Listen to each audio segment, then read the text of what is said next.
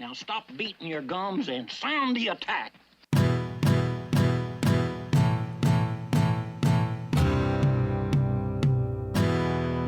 All right, hello, and welcome to another episode of the We Got the Chocolates podcast. It is episode 35 this week. I'm joined with Mitch and Haz, but they're not, well, I'm probably joined by them rather than with them.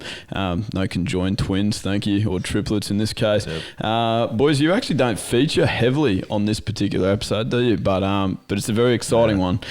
We have been trying for a while, and we've managed to get hold of Marnus Labuschagne.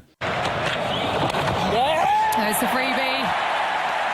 And he gets there, just ticking them off his list. Marnus Labuschagne, his first Test century at the SCG, his 400 in 7 innings. Now, it was dubbed the summer of Marnus, really. It was a very exciting summer. But Mitch, we've actually had Marnus on the podcast before, haven't we? We have, yeah. We've had him on before, I think on episode 5 or something, very early doors, long before we sort of had any idea what we were doing. So I don't know if we really gave him any great introduction or anything like that, so I figured I'd have a crack at it here, if that's all right with everyone. He was born in Klerksdorp, South Africa, I believe, and moved over with his family at age 10. He then represented Queensland at the under 12s, 15, 17 and 19s level, which is pretty handy, before making his Sheffield Shield debut in 2014. He made his List A debut representing Queensland at a one-day level in 2015 and has gone on to win Player of the Tournament in that format in 2016 and 19. He made his Big Bash debut for the Brisbane Heat in 2016. He then played a season of county cricket for Glamorgan last year, I believe. Yeah, that was when we interviewed him, yeah. Yeah, averaging 62 with the bat over there, and while he was there, obviously made his We Got the Chocolates debut. And gained his friends of the show status, which is probably the most important accolade thus far. Highly sought after. Yeah, but then he has since gone on to cement his spot as the number 3 batsman for Australia in Test cricket, where he made obviously millions of runs over the summer, but I'm sure we'll detail that in the interview. And then obviously even has picked up a few handy wickets with the ball in hand, and is then since gone over to India and made his ODI debut, where he now averages 50 at a strike rate of 90. So plenty to talk about. Pretty impressive numbers there. I'm sure I've missed a little bit, given he's been around for 25 years and that went for 45 seconds, but hopefully that's given a little background onto the big man. Absolutely. Very impressive. And he's got plenty more accolades there that we'll mention. And these are my first words of the episode, so hey guys, hi to all the listeners out there. It's good to be back. Yeah, and you probably should have jumped in earlier there, Haz. Yeah, well, I didn't get an opportunity, but tough to get a word on with you, Lethal. Space there. Now, Marnus is a very hard man to get hold of nowadays, especially since becoming an international cricketer, and he reached out the other day, but the only problem was that myself and Mitch here were both occupied doing other things, and at the time I couldn't make it. So as you'll find out as you listen to this episode, it's just in fact Leigh who is chatting to Marnus. Lone Ranger. One-on-one. It's full Howie game style, just 1v1. Yeah, taking on big responsibilities. Yeah, you're trying to like split from us like a band would. Yeah, it is. It's like a solo. So I've gone full solo career.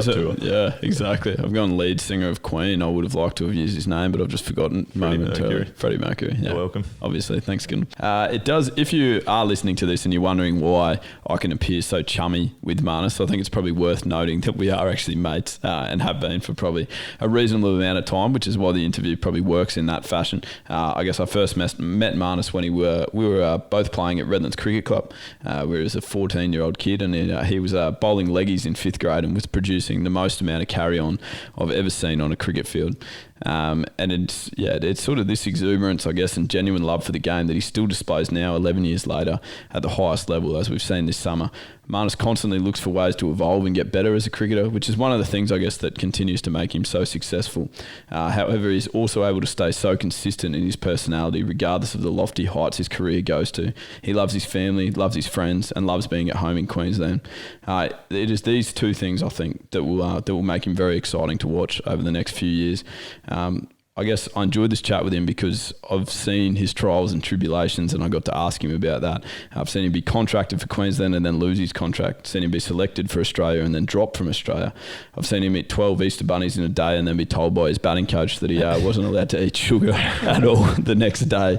But with each setback, his resolve becomes stronger and stronger, and it's obviously so pleasing to see where he is now. He's the ideal role model, I think, for young kids across the full gamut of sports. He's hardworking, genuine, and truly authentic at every possible moment. So please do enjoy our chat, or my chat, with Marnus Labuschagne. All right, ladies and gentlemen, I'm very fortunate enough today to be sitting with probably a guest that actually needs no introduction. So we'll just get straight into it. But no, seriously, I guess just to rattle off a couple of statistical achievements to you, Marnus.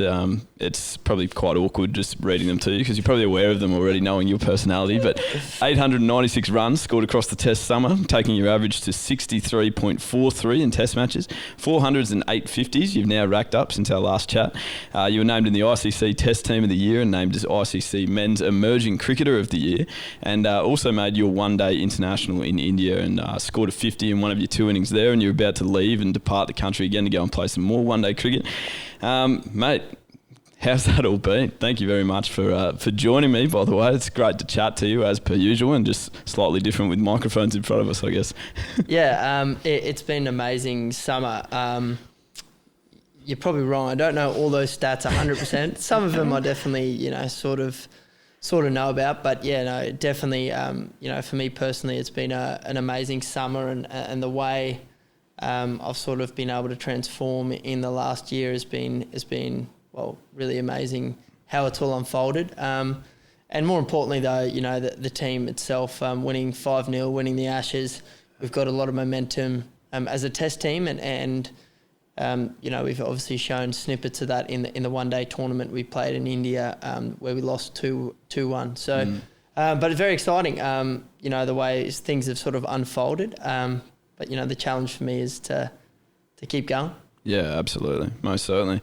No, well, it's true. Actually, good. Last time, Marnus, you actually were on the 5th episode of the We Got the Chocolates podcast. I'm going to let you know. So that was when there weren't many listeners whatsoever. So it's, and probably a lot has changed, I guess, since then. You were sort of on there when we were talking to you. You were on the cusp of sort of finding out what that first Ashes team was going to be. You didn't actually know yet.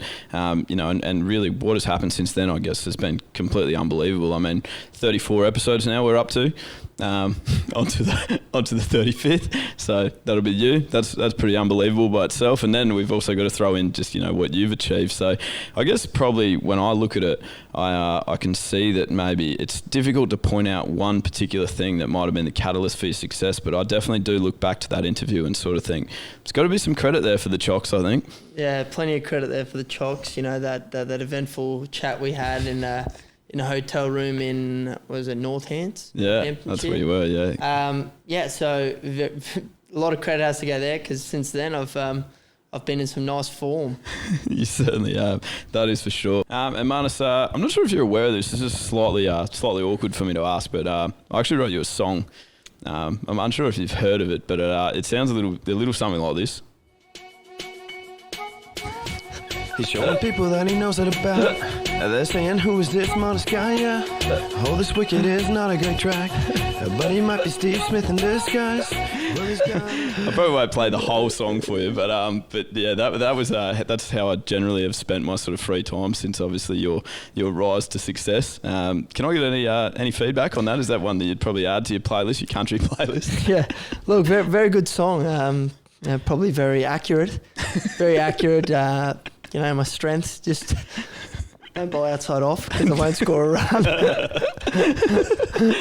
I think if you look at my stats this year through cover, it's probably about 4 runs. You can count them on one hand. Yeah, but you've definitely got yourself plenty off the legs, off the tyres, that's for sure. So the song is statistically backed up. You've heard that here first. Now, Man, we've actually spoken to a few cricketers over our podcasting journey, and one thing that you'll probably know the people that I'm going to ask you about is we spoke to Matt Renshaw, and he takes his bowling very serious. I'm not sure that you rate it as highly as what he does, but he named for us a 11 of players that he has got out. You were actually in that. You were added to his 11. I think you were batting at 3, which is nice. At least he's put you in a decent batting position. I just wanted to ask, do you take your bowling that seriously, or are you sort of, because you're more than part-time, you've taken too many wickets surely to have an 11? Yeah, look, firstly, with that dismissal, umpiring was questionable. He did say that you said that. I'll take you through the dismissal. Please. Yes, please. Matt Renshaw, off spin, at Redlands on a wicket, no spin, bowling from around the wicket. I've opted for a reverse sweep, from around. So he's around the wicket, reverse sweep. Yep. And it's hit me on the full. Sorry, no, it's bounced just before it's hit me. And it probably hit me in front of maybe middle. Probably to say middle. Yeah. And I don't know if you've seen Matt Renshaw bowl, but his arm height isn't quite up and over like Nathan Lyon's. It's a bit more round arm. Very, very from below the fence. Yep. So round arm. So mathematically, that angle would say it's not hitting the stumps. That's correct. But obviously, I had to go, and I got off the ground as quick as I usually do. So it took about 5 minutes. You were still there 2 weeks later. Yeah, exactly. Yep. Do I take my bowling? I mean, obviously I take my bowling seriously, but I kind of know the context you're asking in. Yeah. You're asking if it's because like Renners seems like he's like part time, so then people that he gets out to, like people that he gets out is almost more rare. Whereas you're someone that actually bowls a lot. Yeah, so I wouldn't say I've got there's definitely some people that the wickets that I've got that I've really gone, geez, that's a nice wicket. Yeah. Like, nice people to have. Yeah, absolutely. But yeah, no, probably not as much as Matt with the amount of carry on with 11. You're not picking opening bowlers and go into a selection meeting to pick yours. No, but to be fair, we've had plenty of conversations about it over obviously playing together and talking about wickets that we've got. So yeah, very fair, very fair. I understand that. Now, man, look, I don't like to ask questions that you've answered a million times before. Obviously, since we have spoken about the fact that you have sort of become quite successful in your batting arena. I've noticed that we are getting used to seeing a lot more of your mug on TV, that's for sure. But I just have to ask, like, that Ashes series, it just baffles me still. Like, I obviously know you well and have spoken to you about it, but just for people out there, I just feel like they would be intrigued by, you were actually left out of that first test. Australia win convincingly, and then second innings of the second test match, you essentially enter in bizarre circumstances as sort of the first ever concussion sub ever, never been done before. And I just sort of wonder, like, is there anything that can brace you for that? Like, is there like do you get a speech that goes, hey man, you're obviously not in the team, but just if someone gets littered, just get ready to bat? Yeah, it's an interesting question. This is going to sound a bit snuffy, but the other day I was really itching, like I watched and played in that series as a player, so I didn't actually get the opportunity to experience it from a cricket watcher, which I am. I love watching the game, so I actually sat here the other day and flicked it on, went through a few, watched the first game, and then watched the second game, and that's all I got to till Beck was like, nah, we're not. That's enough cricket. But yeah, it's actually amazing watching that. Like, even those first two tests, just watching it as a viewer, it's an amazing sort of spectacle on how it's all sort of evolved. Does anything prepare you? Well, I mean, if anything can prepare you well, is if Mitchell Starc, James Pattinson, and Michael Neser are not playing, and they're the guys you're facing in the nets. Yeah, that's true. So I mean. And obviously those guys are the guys that they want to be playing. So, there's no net sessions that are, guys are running in feeling a little bit like, I'll just, so no one's serving out half volleys to just make you feel good. No. Pato sprayed me in the nets a few times in the nets. And, obviously I love that. We're getting in the contest and it's great.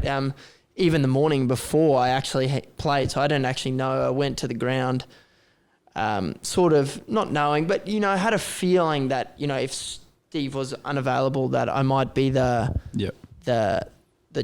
choice, mate. Obviously, just because we're sort of similar, I bowl leg spin, I bat sort of top middle order, and if an opportunity came that it might be a straight swap. Obviously with day 5 as well, and the other batter, Marcus Harris, is a left-hander, so the rough for the left-hander on day 5. Yeah, true. So there's a few elements there that that probably came about with that, and then obviously you're sort of, nothing can prepare you. Obviously, even when I was fielding on the morning of day 5 for the team, and I was at second slip, and nothing really prepared me until I crossed the line, and I walked through the long room and. People are kind of like clapping, like, who the heck is this? Because the people didn't even know. Didn't even know that. So they're expecting to see Steve Smith, and out you come. And now I come, which is probably a heavy disappointment in the form that he was in, you know. Yeah. Well, maybe not for the crowd. Maybe they were excited because, you know, they thought... The English contingent, surely exactly. the Barmy Army would have been happy. So from there, it's, you know, you get out there and from there, everything's sort of autopilot. You get out there, you know, there's a lot of noise, there's pressure, but, you know, you're sort of in your own headspace and you're sort of just trying to watch the ball. Obviously at Lord's, seeing conditions aren't great because people sit right behind the side screen. Yeah, so traditionalist, there's no side screen protecting you. So and those that watch the game know that you certainly didn't see the first one overly well. Did you? Second one. Was that second? Yeah, so second, first ball I think I played missed, just went down the slope off Archer, and then the next one smacked me right in the face. Yeah. And then from there, I mean, whenever you get hit, and I know you obviously, you know, our first grade captain, and you've played many games before, and as soon as you get hit, you almost become ultra alert. Yeah. You know, as a player, you all of a sudden you're like, wow, you know, I'm focused, I'm ready to go, and you're almost watching the ball a bit harder. That there's no real thought process anymore. It's just like instinct because, you know, he's bowling 94, 96 miles an hour. So there's no real thought process about how we're going about it. It's just like, righto, now you just bat. Yeah. Just trust what you've done. Yeah, absolutely. Yeah, and that's probably got me to that sort of through that game. No, it's amazing. It is an amazing story, that's for sure. And yeah, obviously a lot's actually been made in the media. We talk about your time in the media. A lot's been made about your relationship with Steve Smith. That's been very highly romanticised. It's sort of been like the new Bachelor for this season, really.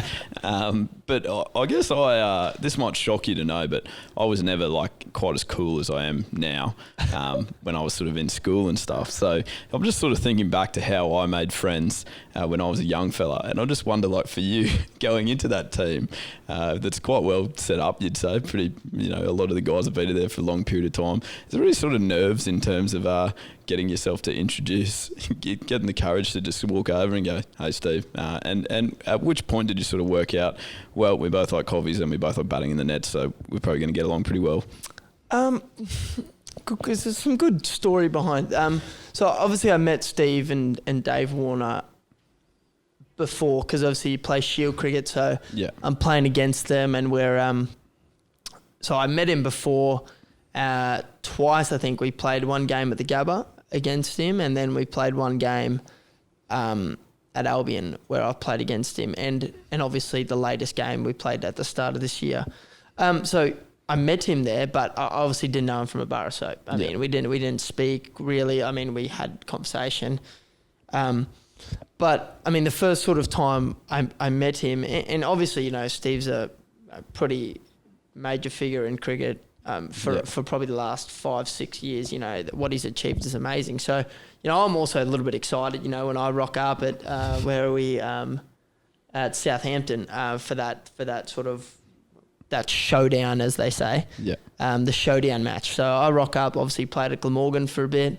I rock up for the showdown match and everyone's there, and you know, obviously I find out that Steve's not my side, which, you know, obviously we did a proper selection, like a schoolyard pick. It's like a proper draft, wasn't it? Schoolyard pick. Yeah. So did you go high on the draft, or you don't want to be? Look, I think the draft was slightly rigged. Okay. So they had like certain players couldn't be paired up. Yeah. So I think like, you know, like certain players couldn't be paired up. They wanted.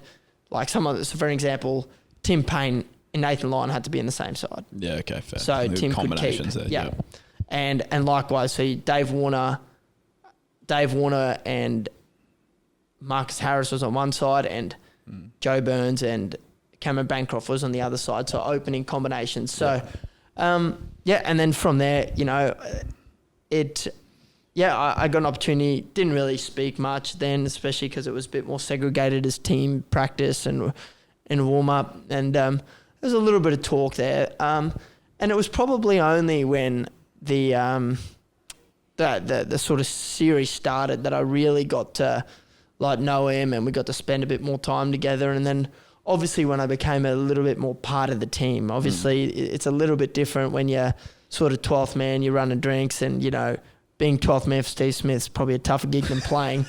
You know, he changes gloves, and I don't know if you've noticed, but he always changes gloves on the 5th ball the over. Yeah. So he won't signal it earlier. Yeah. So like 5th ball the over, and it's about 13, 15 minutes, you know, around about there. It's like a glove change. Yeah.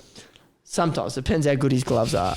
And so, you know, 5th ball the over, glove change. And so first test, you know, you did a fair few of those because he got 100 in both games, both innings. And he was amazing. And then obviously when I became a part of part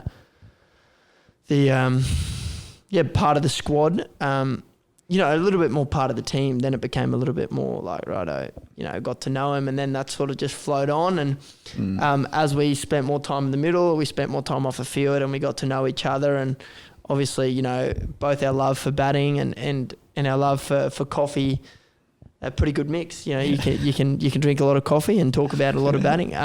But yeah, it wasn't just those conversations about cricket. It was conversations outside of cricket and stuff like that, which is you know, really probably grown our friendship. No, that's fantastic. And I was just going to say that I've actually played a game with Mitch Swepson before, who you obviously know very well, and he was talking about when he 12th man for Steve Smith, and he said it was literally harder than playing. He said it was the most switched on, like the most mentally draining task that he's ever had to do. And is it true? Obviously, this isn't the Steve Smith episode, but is it true that there's some gloves that he won't use on a particular day, like based on just how they feel or whether they're sweaty? Because Swepper would say like, you can bring me any gloves except for these 3 numbers. Yeah, I think for the Ashes series it was like only 30s, so like 30 plus gloves. And I think it's obviously more just about wearing out and how his gloves wear out in the nets and training. I mean, obviously he's got gloves that he wears in the game, but yeah, he goes through gloves, and it was stressful. I remember the first 5 days of the first test, and the first 4 days of the second test. I mean, you're sitting on the bench and you're like watching, you're alert, you're like, every ball, you're like engaged because you're watching every ball, you know, if he's calling for gloves or whatever. So yeah, you need to be ultra alert if he's batting. Oh, that's class. He's obviously a modern day great man. Who were your cricketing idols as you grew up? Who were the people that sort of inspired you to be as good as you are now, I guess, and continue to inspire you potentially? Yeah, obviously growing up, you know, probably for the first 10 years of my life in South Africa, there was a lot of, you know, guys like Jack Callis and Sean Pollock and those sort of guys that I looked up to because, you know, they were obviously, they're great players in their own right. Doesn't matter what country they're from. And then obviously when I came over here, you know, the likes of Ricky Ponting was obviously a star, you know, like the classics, Ricky Ponting, Damien Martin, Matthew Hayden, you know, I mean, and I said this the other day to someone, I was like, I mean, the amount of greats that were in that era is unfathomable. You know, like, Punter, you had Damien Martin, you had Michael Hussey. Yeah. You know, those guys, they're great role models to look up to. So, yeah, probably initially, you know, like the likes of Jack Callis, Sean Pollock, and then obviously later into my career when I was probably a little bit older, you know, the likes of Ponting, Martin, Hussey, those sort of guys. And does your coach ever get angry that you don't sort of mention him in the same breath as those other guys that you've mentioned there? Well, and JL, obviously, obviously Justin Langer was a great. But yeah, look. I've heard a rumour that he wasn't particularly happy that when you were initially asked that question that you mentioned South African players, that he was more keen on you having Australian cricketers as your idols. Is there any truth to that? No, there is no truth. They did play a gag on me at one stage, trying to stitch me up about that. So that was good fun. Yeah, I mean, I think the other day I got asked to name a sort of post 2000s all time. Yeah, 11. Geez, that was a tough cut. It's a tough. Two great eras of both countries. Cricket. So that was a toughie. That's tough. And speaking of greats, actually, mate, we had Rory Smith on our last episode of the podcast, who just is deservedly mentioned in that sentence with those other players. Now he obviously was. That's someone you came across with your time in Sandwich, isn't it? When he spoke about the fact that you were the overseas professional there. This question may have been sent in by him, but he wants to know what it was like to bat with Rory Smith at the mighty Sandwich Town and how much you learnt out of that experience. Jeez, I don't know if we batted that much together. Wasn't he like 12? He was about 14 or 15. So, yeah. I mean, we got on like a house on fire over there. I had obviously plenty of spare time on my hands and, which resulted in playing a lot of, indoor cricket in, my mate's house every afternoon. So he'd finish school, rock up, and we'd play flick spin for 2 hours. And then, we'd go down to the ground and he'd sidearm to me and we'd train and then, we'd just do that on repeat for pretty much the whole summer. And you're quite critical of your sidearmers too. I know that I've sidearmed to you a few times and One I've of the sprayed. Worst. Yeah, one of the worst. One of the worst. Nathan Remington-like sort of release, kind of over your arm and from behind the head. From behind, but yes, poor swinger of the ball. No, poor zero. Swinger. I just can't swing it. I can't even. You give me Duke's balls sometimes and try and get me to swing them, and they still won't go anywhere. Horrific. Yeah, but Rory was handy. Well, if you've known Rory, he loves getting better at things. So if you give him a challenge, he's definitely up to get better. So yeah, he got better by the end. He was very good. I think he's in the house at the moment learning how to play chess, actually. I can see him from here. Yeah. Battling Gillum in chess. Yeah, he's no good at chess. But yeah, like I said, so that's where our sort of relationship grew. And then, we've become very good mates, obviously, since then. Absolutely. Very fair. And he's over here at the moment and loving life, that is for sure. Now, one thing I must say that I'm inspired by, Marnus, as like an MC, I guess, that you've had experience with. My MCing skills, pretty high reputation in the industry, you'd have to say. Yeah, very high, very high. At my wedding, you delivered some absolute cracking punchlines. I actually think we watched that the other day. Oh, really? Beck. Yeah, we rewatched sort of all the speeches and you were very good on review. On review, you were very good. Yeah, because live I got some good feedback, but on review can sometimes. Well, you can obviously just take a little bit of be a bit more critical. That's right. But there wasn't too much to be critical of. It can show up some errors in the video review, but that's great to hear. So I guess that leads me to I think probably public speaking was not always an area that you excelled in. I think it's fair to say without offending you. No, that's fair. And what I'm so impressed by is that now when I see you talk on TV, it's just unbelievable. Like the sentences that you string together, the actual way that you speak, how confident you sound in front. Is this a genuine question? Is that something that just comes through getting more opportunities to do it, or do they actually, when you make it to the Australian cricket team, do they actually take you away and go, Marnus, we need you to practice this, mate. Here's a couple of tips for you. There's probably two parts of this question. One, I probably have to thank my wife because very fair. Her educated, she's a very intelligent woman. She's brought a lot of educatedness. Is that a word? I wouldn't have thought. No. See, that's a good example. Obviously, she's brought a lot of. I've learned so much from her. With everything, so everything she's doing, and obviously the way she speaks, and she's very eloquent.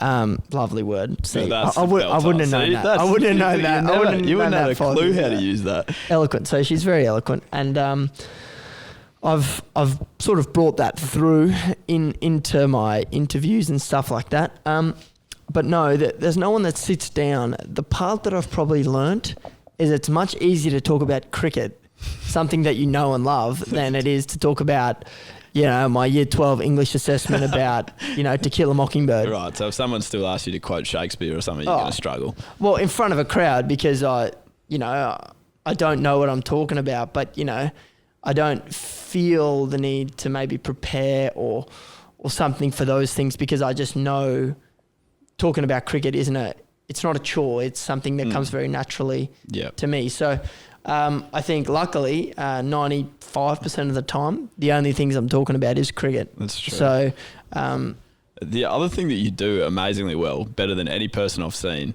is that you can put a word into a sentence that really shouldn't be there and be so confident with it that everyone's just like, oh yeah, that's true, very, very well put. Like it was one time after you got out at the MCG, I think you sort of came off and you said, oh, it was such a tedious way to get out, you said. And you said it in like a sentence that you just said it so confidently to all these journalists, and everyone was just like, yeah, that's true. And I was sitting there going like, tedious? That doesn't fit in that sentence. It means like boring. Tedious? Well, I think we're talking about when I got hit on the elbow, wasn't it? Correct, Off Colin. Yeah. Yeah, I can't really remember using that word, but as in I use that word a lot, but obviously, as we've just stated, not very often in context. But yeah, with that, obviously, tedious. I thought it was a perfect fit. It's a tedious way to get out. It fit in there. You made it fit somehow. I was like sitting there going like, I had to second guess myself. I was sitting there as an English teacher going, do I know the word tedious properly? So it's just you're too good at it. That's good. So if I can keep tricking people into thinking that my sentences make sense, I'll be good for a while. That's right, exactly. Well, because often since taking on this podcast, man, I've seen a lot of people actually talk to me, or they'll email in to the We Got the Chocolates email address, and they'll say, Leigh, you say obviously way too much. And they're very happy to critique you, which is nice. I've tried to improve that. It's quite nice to get that feedback. So I thought I would pass this feedback on to you, something that I felt myself knowing. I use that word so much. I actually know I use that word because I've had the same thing. So I always ask our media manager whenever I finish an interview to rate me out of 10 of how I did, and maybe to message me a few points that I could improve on. Okay. And I've got obviously a few times. Stop using obviously. Stop using obviously. Maybe that's where I've got it from, because I also had too much as well. Yeah. And the other one you do that's unbelievable is as I said before, you say them in a bit, but which is good. Like you usually use it very well, but there was 2 interviews I've watched where you were coming off the ground. And to be fair, just to give some context, you've batted for 120 balls or whatever, so you're absolutely gassed, in fairness. So we do have to take it with a grain of salt. But an interviewer will come up to you, which must be hard, those interviews, when you literally just want to get off and get a drink. And someone comes up in your grill and goes, Marnus, what can you say about that innings? And you started with, as I said before. And it was the first word you'd say. Yeah. I was like, man, you haven't said anything. Yeah, that doesn't work. Well, I think, as I said before, but you do kind of find yourself repeating a lot of things. It's because you get asked a lot of the same questions as well, isn't it? Exactly. I think, you're talking to different people, but they're asking the same questions, and you sort of find your way trying to answer the same question in a different way. And I think that's when you actually get yourself, that's where I get myself tangled, because I'm like, I feel like I'm just repeating myself. So I'm just going to try and answer it differently. And then that's when those, words that you just said come in that make no sense, but somehow they just sort of fill gaps. Don't they? Exactly. Get them in there.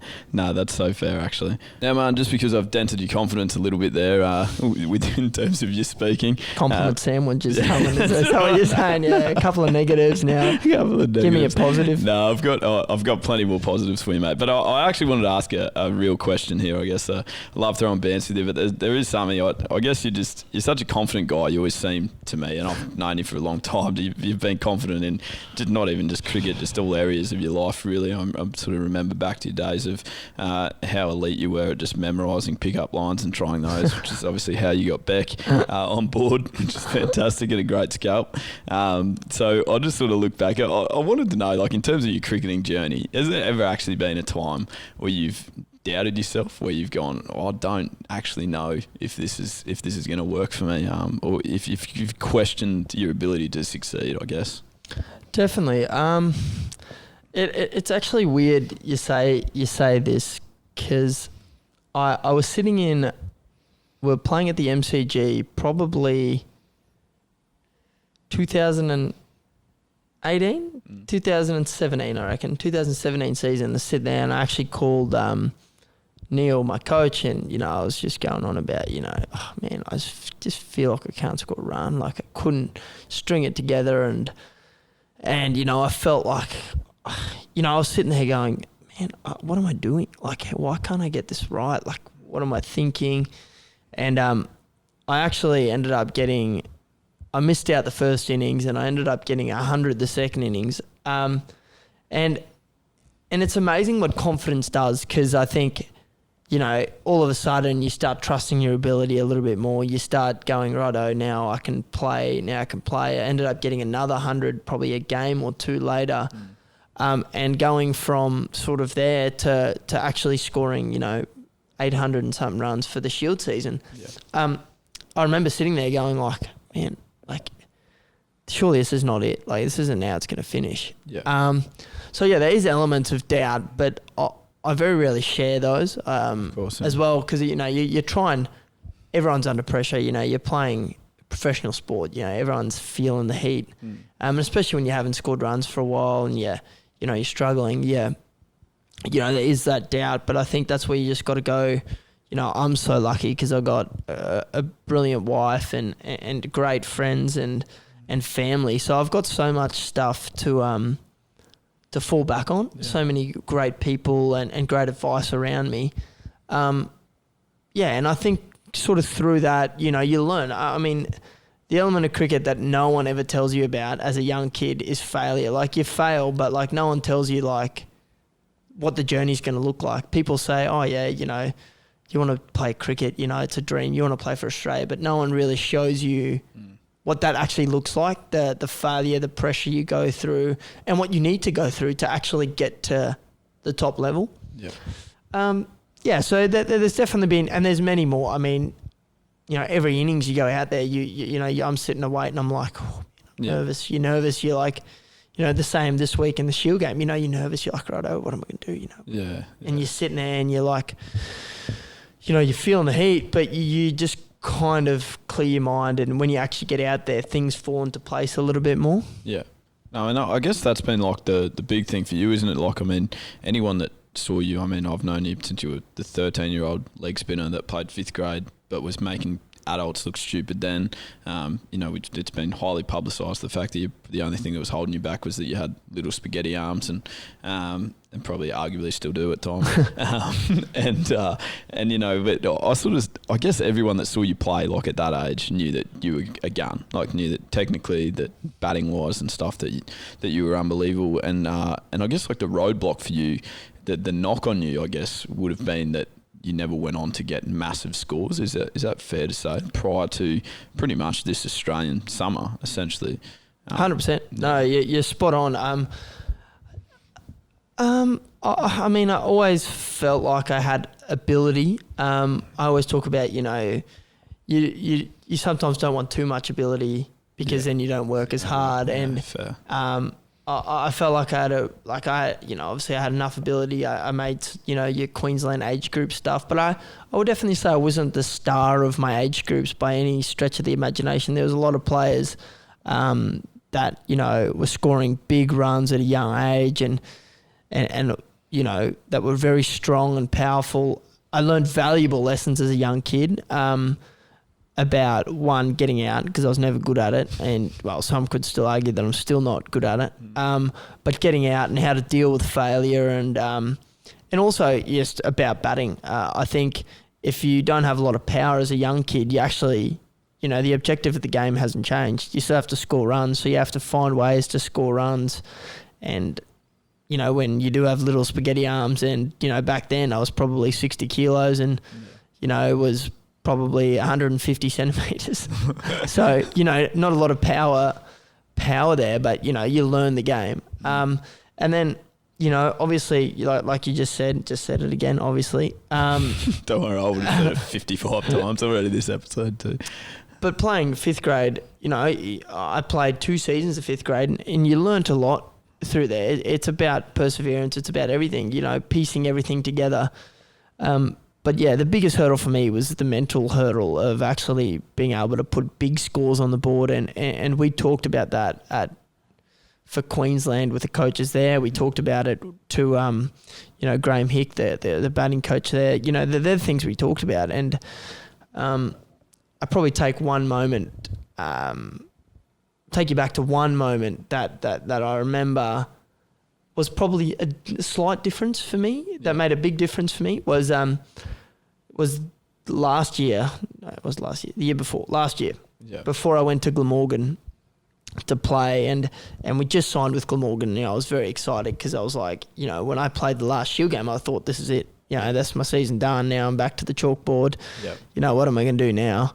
Obviously wanting to play in the Ashes, but, then it was probably more of a dream than even a reality because, I sort of knew I was on the fringe of that Australian team. They had Warner and Smith come back. And Neil, my coach, said to me, he called me and I was sort of, as I do, talking about batting, what do you reckon, playing in England, doing this? And he's like, mate, just stop.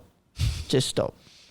Like, you got to understand, you know how to bat. Yeah. The only thing that matters is runs. Yeah. And prior to that, I think at times I was trying to be a very good technician. Like I was trying to bat in a certain way instead of trying to bat to score runs. Yeah. So, and I remember that vividly because that's when I went to England. My objective wasn't how am I going to do this? What am I going to do? It was runs is what matters. So figure out what's happening in the game and figure out how to score runs. Doesn't matter what the conditions are. Yeah. Yeah, you're leading on to so many great questions here. I guess you've mentioned Neil twice now.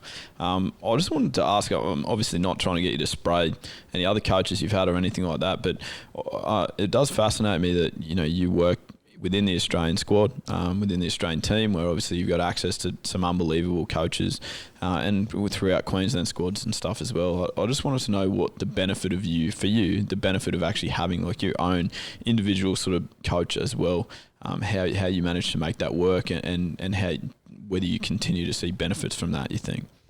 I think you'd be surprised how many people have maybe a coach or at least a mentor type person sitting behind them. Yeah, I would. Absolutely. Yeah, that's fair. I think there's a fair few players that really do. Well, I know there's a lot of players that do have those people in their corners. The benefits that I found, I've been working with Neil since 2013-14.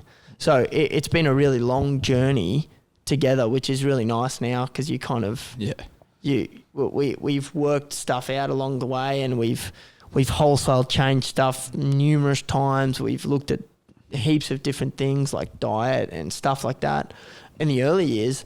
But now it's not as much a technical thing as it is checking in, communicating, talking about where we're going to play, what things we'll deal with and stuff like that. And it's more someone to bounce ideas off and go, no, I think you're overthinking it, which is, I'm a big thinker of the game. So, to have those people to go, no, mate, like just relax, watch the ball, just bat. Yeah. So, to have him has been a big part. And there's obviously great coaches in the Australian and Queensland sides. But to have someone that, has got that sort of behind the scenes type look, that probably is not the guy throwing your balls all the time, but talking about the game is very important, I think, for younger really players. Cool. Yeah, okay, that's a great message actually. That's awesome. And I will, because obviously I got to hit with your coach, with Neil as well. I've been out and seen him quite a few times, and he sort of turned me from being a runt that couldn't hit the ball off the square to actually being able to contribute some runs in first grade. It's probably not quite as inspiring of a story as yours, but it's up there. But I remember when you first went down, when you talk about that diet thing, just if I could get you to unpack that a little bit more for me. I believe that he actually caught you eating like in excess of 20 Easter eggs in one night from his refrigerator. Yeah, I don't think, for me, I've been lucky because diet's never been an issue for me physically. In terms of your body weight. Yeah, in terms of body weight, which is 90% of the time why people change their diet, because it changes their physique and then they, obviously can't perform at their best. Yeah. Now, in my experience, it was the exact opposite. It was, we sat down, I think there was one night, after he sprayed me about, my diet, I was like, are you joking? So you want to become a professional cricketer, but you got like holes in your socks, like your iPad screen's cracked, your iPhone's cracked, like you got socks that don't even match, and so just your attention to detail. And then there was a whole heap of other things. My diet, I ate everything and anything, and I had a caramel latte with 3 sugars. Like that was my coffee of choice. Yeah. So you can imagine, You've really come a long way with your coffee, by the way, because now you're like a barista. Yeah, well... Marnus's Cafe. Yeah, exactly. So, I went from, being before 9 o'clock in the morning, I had Wheat Bix with 2 tablespoons of sugar and a caramel latte with 3 sugars. It's probably not going to be ideal for your consistency and your mental state. So we looked at those things and... Yeah. And then, obviously we addressed them, and I think I still remember we drove through the Macca's drive-through, and I was like, oh, how good, get us a McFlurry. And he's like, are you joking? This is for me. And I still remember him eating the McFlurry while I was just like, I'll just have a bottle of water then, mate. Cheers. Oh, that's unbelievable. So good. Man, one area that you introduced us to, our life changed for the better when you brought this game to us, was garage cricket. And since you did, it's actually occupied a fair bit of time on this particular podcast. We've spent quite a bit of time speaking about who's the best at garage cricket. A mate of ours, very good mate, James Paisley, spends a fair bit of time sulking about how low he gets put in the rankings. Your thoughts on the garage cricket rankings from obviously the game that we've played recently? How are you seeing everyone line up at the moment? So have we, as the official rankings come in? Well, they haven't really. Statistically, Rory released them on the previous episode, which did say Marnus, number 1 batter. Sam Hazlitt, number 2 batter, after being horrendous early, but then getting bowled some junk in the afternoon. Yeah, I think we actually talked about this during the Shield game. Obviously, a tricky wicket at the Gabba, and I actually walked past Haz and goes, "Well, mate, at least it doesn't get harder than garage cricket, mate. So anything we play on now is easier." Yeah, that's right. I mean, obviously. We bowled Tasmania out for 78. They needed a game of garage cricket before they played. I'd tell you what. The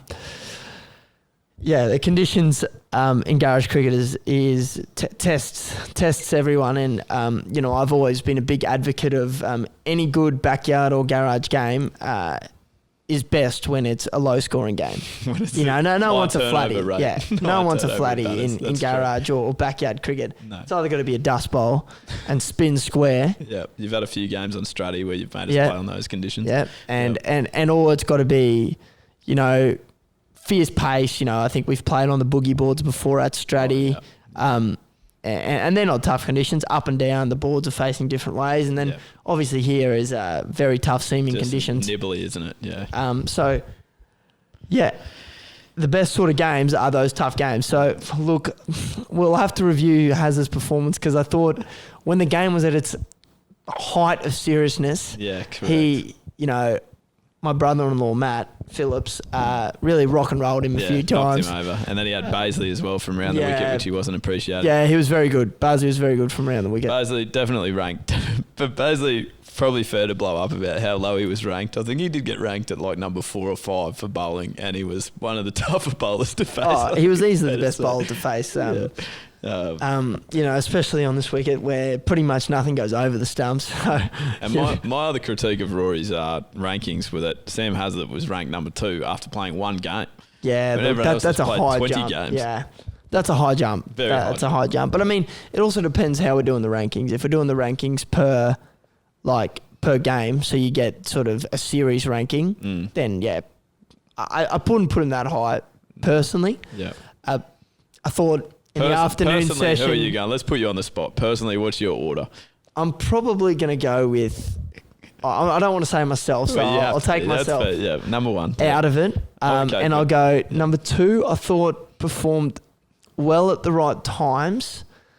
I hate to say it.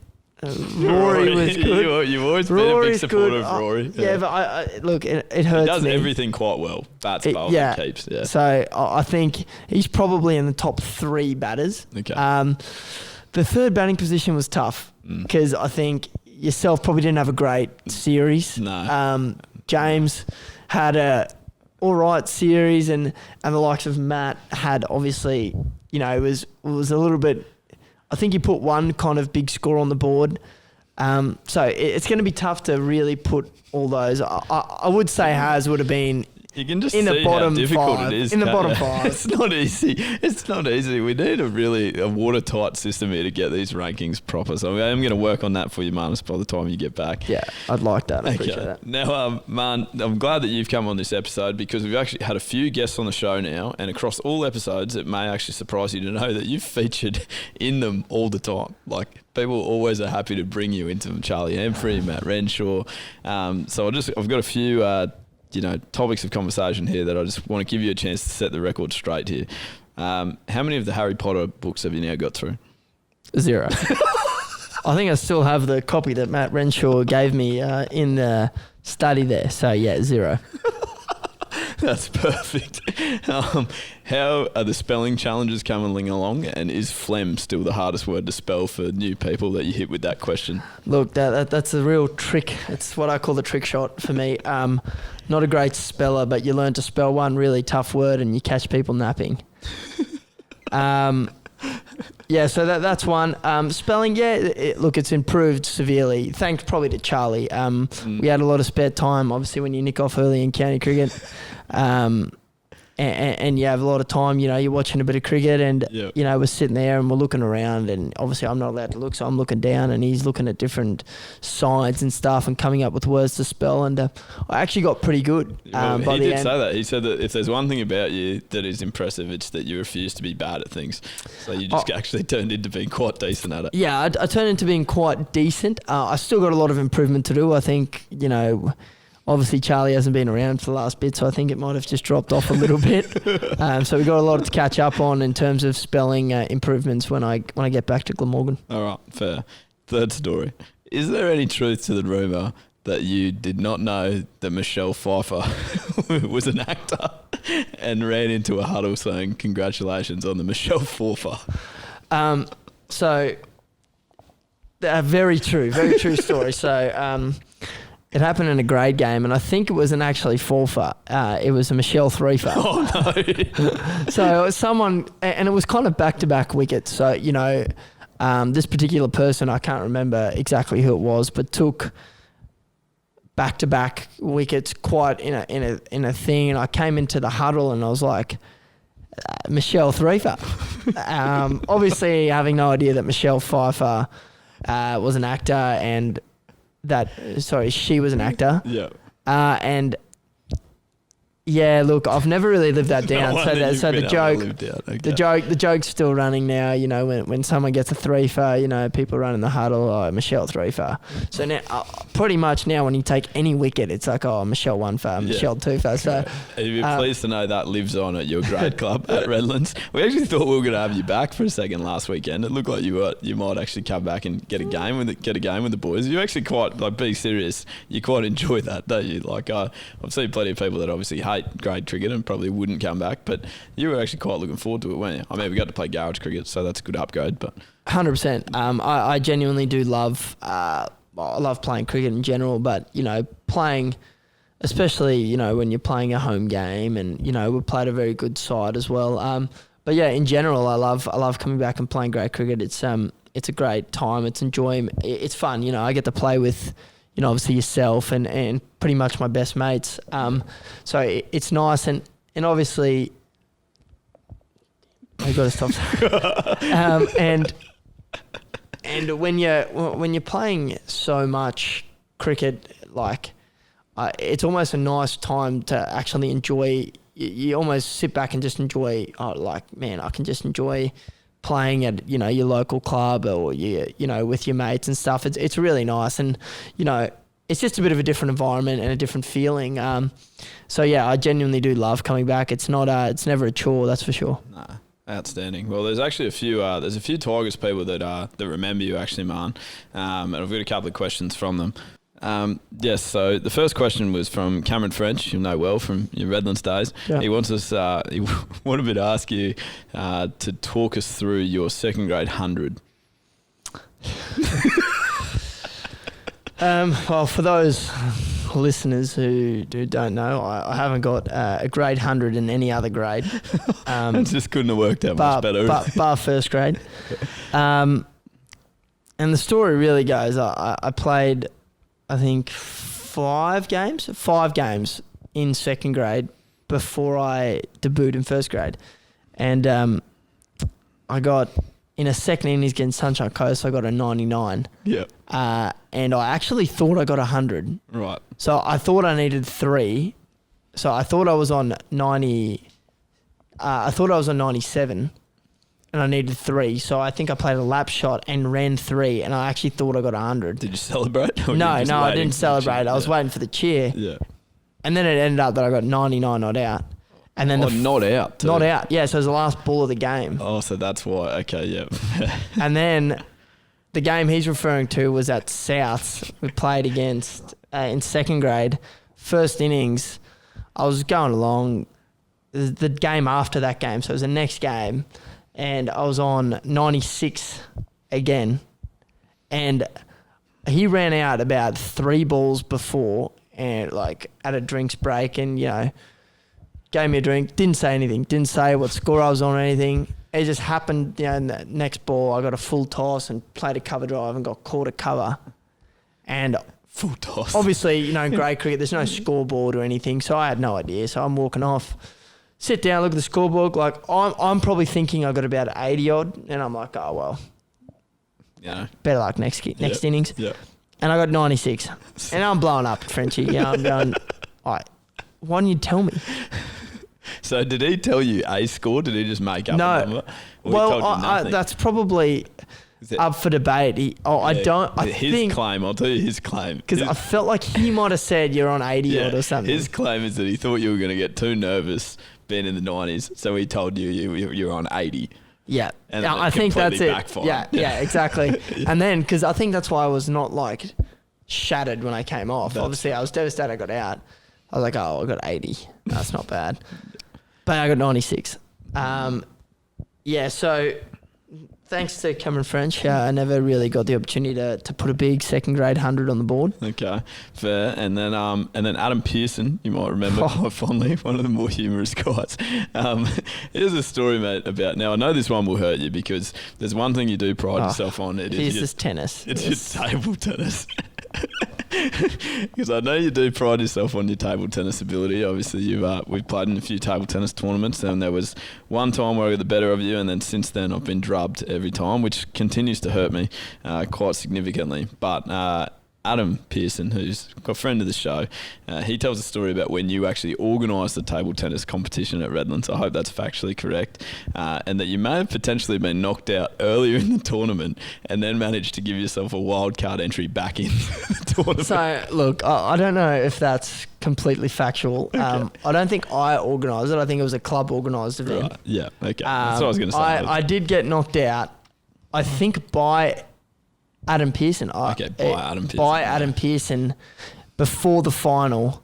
And since then... And you were essentially the number 1 or 2 seed, weren't you? Well, I would like to think so. Yeah. But I got knocked out. The pressure got to me. I wasn't a great handler of pressure back then. We don't like to use that choking term. Yeah, but definitely. Kind of one of those.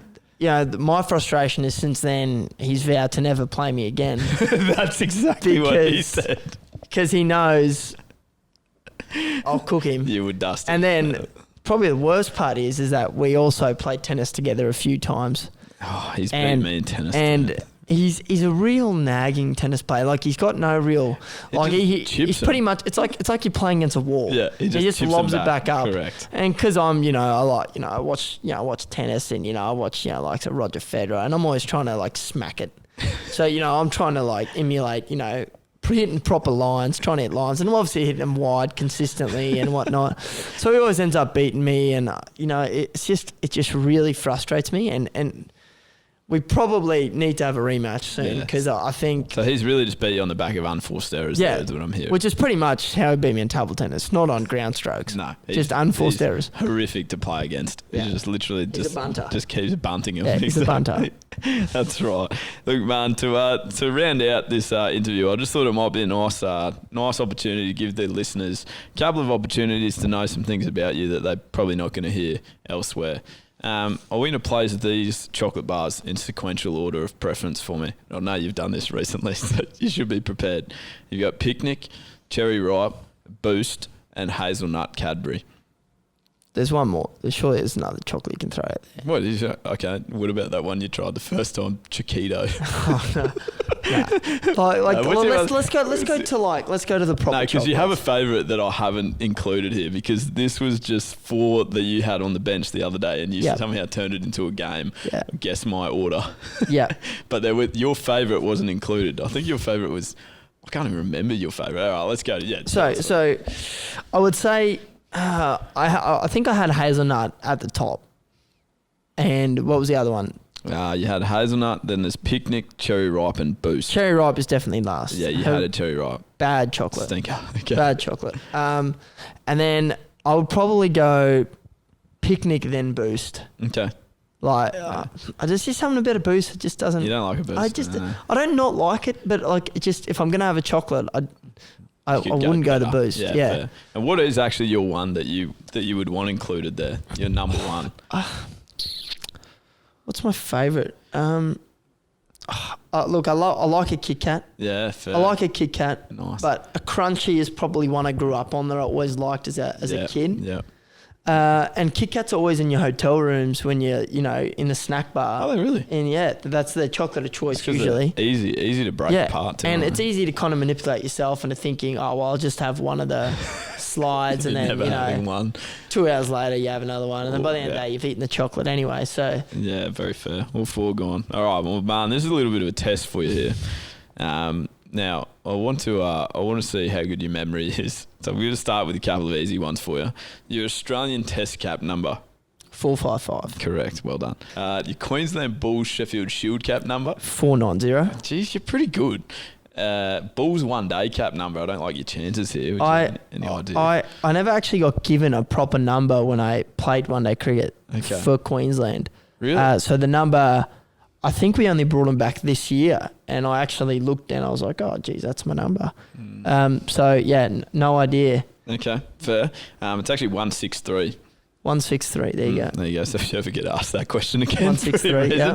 Now this will test you. Your Redlands Tigers cap number. 636. Oh my goodness, no, mate. that's an easy one. That's good. Your first cap. Yeah. First cap. You never forget that. That's unbelievable, mate. I'm impressed. And Stephen Moss, 637. Yeah, correct. That's also down here, actually. And who was before me? Did you all debut in the same game? Or was this? Me, yeah. And I remember me and Mossy were talking about it because we debuted in the same game, but alphabetically I was ahead of him, so I got the 6 and he got the 7. Seniority. Yeah. Perfect. All right, this one I'm interested to hear your answer.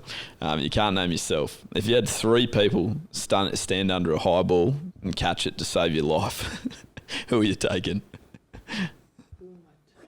Who am I taking? I can pause here if you want to buy some time. No. This is probably the part you want. Look, it's hard to go past Steve Smith. He's got very safe hands. Even under the high ball, he's good. But I'm probably going to go with a wicket keeper because he's got gloves. Oh, that's a great call. Tim Payne under the high ball. He's just picked 3 wicket keepers. I tell you who's been catching him, is a very good catcher just in the sort of recent games. Chris Jordan. That's it. Yeah, very that's good fair, hands. Actually. Very good hands. Yeah, I like that. That's outside the box. So Smith, Payne, Jordan. And I could think of... trying to think who's a great outfield catcher. Yeah. I'm trying to think who comes are we talking internationally or just anyone? Any of these guys can save your life. Who else have we seen that are gun outfielders? Maxwell, I guess, usually pretty good. Maxwell. Actually, it's probably hard to go past Maxwell. Yep. Sam Hazlett's got pretty safe hands. Yeah, Buckets Hazlett. He had a good round this week. Yeah, he's going in the slips. He made his debut. He had debut into the second slip cordon. Have you punted yourself from the slips? You don't seem to be getting in there. Some people would say punted or or been punted by someone else. Yeah. No, but he was great this week. I think he dropped one early. Yeah, he did. I remember the commentators blowing up about it. Did they? Yeah, but it wasn't hard. I thought it looked it was catchable. Well, I mean, Haz is a pretty great mover. Yeah. And he got 2 hands to it, but gee, since then he was flawless. Yeah. Took 3 very good ones actually since then. So he's pretty good, and the way he caught the ball in the BBL, pretty. There was even talk that if you were playing fantasy, you'd probably get him in your team just for his catching points. That's true. And then this one could be an interesting one, mate. Which contact in your phone is guaranteed not to answer the phone the first time you ring them? Because I know you're a big man for calling rather than texting. You're a horrific texter. Fair? Yeah, very fair, very fair. I'm more of a guy.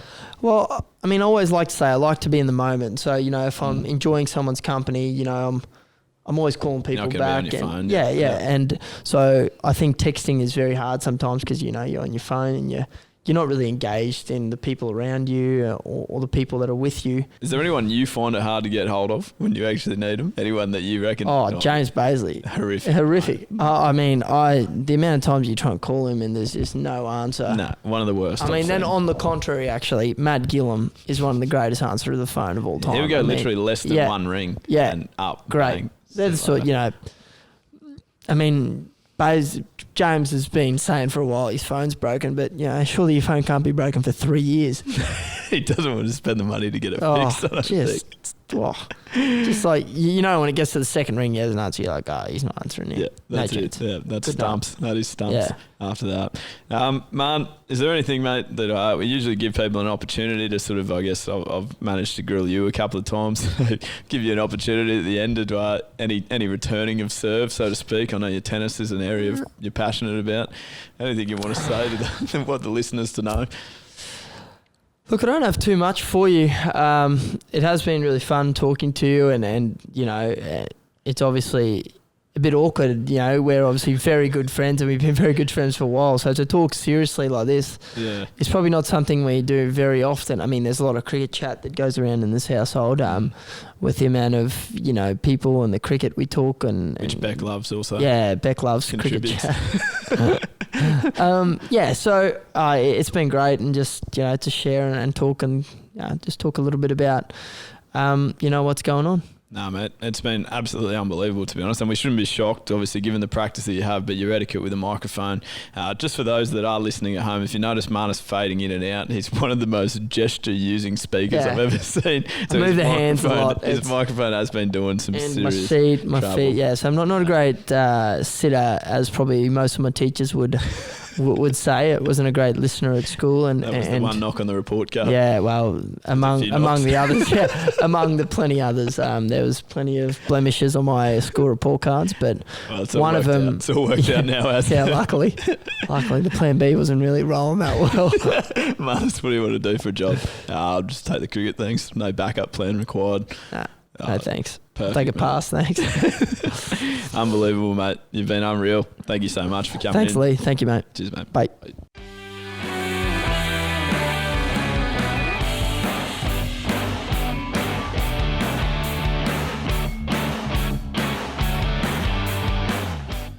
Thank you very much, ladies and gentlemen, boys and girls. That was our interview, or my interview, I guess, as we've said, with Marnus Labuschagne. However, the boys obviously contributed some great questions there. Wonderful chat, wonderful man. Obviously headed off to South Africa very soon after that. I just caught up with him just as he was about to go to the airport, so we snuck it in, and we hope that you enjoyed listening as much as we enjoyed making it. Where can people find us, as we want them to like and subscribe, ideally, to Spotify or Apple Podcasts, wherever you choose to listen. Then we've got plenty of socials that will be around as well. Yeah, absolute cracker, that one, mate. Well done there. And something we probably need to let all the listeners know out there is that this will be our final episode for season 2 of the We Got the Chocolates podcast. We had 15 episodes in season 1, I believe, and we got a bit carried away in season 2, so this will be our 20th episode. Pop it out 2 a week for a while. Making 35 in total. And I mean, at least for all our listeners out there with OCD, we've kept all those numbers to multiples of 5. Yeah, that was a huge part of the decision making, because Mitch is very much in the OCD realm. Yeah, exactly. I wasn't going to let it happen on 22 episodes or anything. So that's sort of why it probably seems a bit sudden. We didn't give you any notice, but Indeed. Well, we'll be taking a break after this episode for a couple of weeks, and before getting back into season 3 as the football season gets back up and running.